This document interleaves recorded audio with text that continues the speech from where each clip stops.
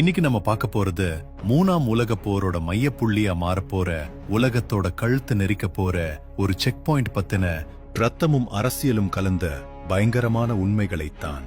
உலக மேப்ப கொஞ்சம் உத்து கவனிச்சீங்கன்னா மிடில் ஈஸ்ட் ஆசியாவுல ஈரானுக்கும் ஐக்கிய அரபு அமீரகம் மற்றும் ஓமனுக்கும் நடுவுல இங்கிலீஷ் எழுத்து வி ஷேப்ல ஒரு குறுகலான கடல் பாதை இருக்கும். பாரசீக வளைகுடாவ அரபிக்கடலோட இணைக்கிற ஒரே ஒரு இயற்கையான கடல் வாசல் இதுதான். இது வெறும் உப்பு தண்ணி ஓடுற கடல் இல்ல, மாடர்ன் உலக பொருளாதாரத்தோட ரத்த நாளம். இந்த ஜலசந்தியோட மொத்த நீளமே 167 கிலோமீட்டர்கள் தான். இதோட அகலம் சில இடங்கள்ல 97 கிலோமீட்டரா இருந்தாலும் ரொம்ப குறுகிய இடத்துல வெறும் 39 கிலோமீட்டர் மட்டும்தான். ரெண்டு பெரிய பிரம்மாண்டமான சரக்கு கப்பல்கள் ஒன்னோட ஒன்னு மோதிக்காம போறதுக்காகவே இன்டர்நேஷனல் கடல்சார் அமைப்பு இங்க ஒரு டிராபிக் ரூல்ஸ் வச்சிருக்காங்க. உள்ள போக 2 மைல் பாதை, வெளியே வர 2 மைல் பாதை, நடுவுல ஆக்சிடென்ட் ஆகாம இருக்க 2 மைல் கேப்.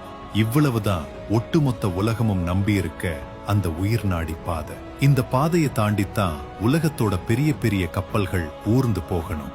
நவீன உலக பொருளாதாரம் இந்த ஒரு புள்ளிய நம்பித்தான் சுத்திக்கிட்டு இருக்குன்னு சொன்னா உங்களால நம்ப முடியுதா?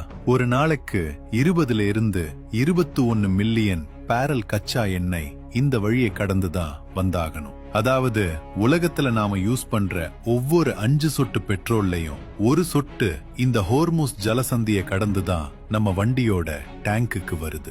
இயற்கை எரிவாயுவோட உலக வியாபாரத்துல 35% இந்த ஒத்தையடி பாதையத்தான் நம்பி இருக்கு. ஒருவேளை இந்த பாதையில ஒரு சின்ன விபத்து நடந்து அடைப்பட்டா கூட கப்பல்கள் எல்லாம் ஆப்பிரிக்காவோட நன்னம்பிக்கை முனை வழியா 8000 நாட்டிக்கல் மைல் சுத்தி வரணும். இதனால பயண நேரம் 30 நாள் அதிகமாகும். டிரான்ஸ்போர்ட் செலவு பல மடங்கு எகிரிடும். அந்த பாரம் மொத்தமும் சாதாரண சாமானிய மக்களோட தலையில தான் பணவீக்கமா வந்து விழும்.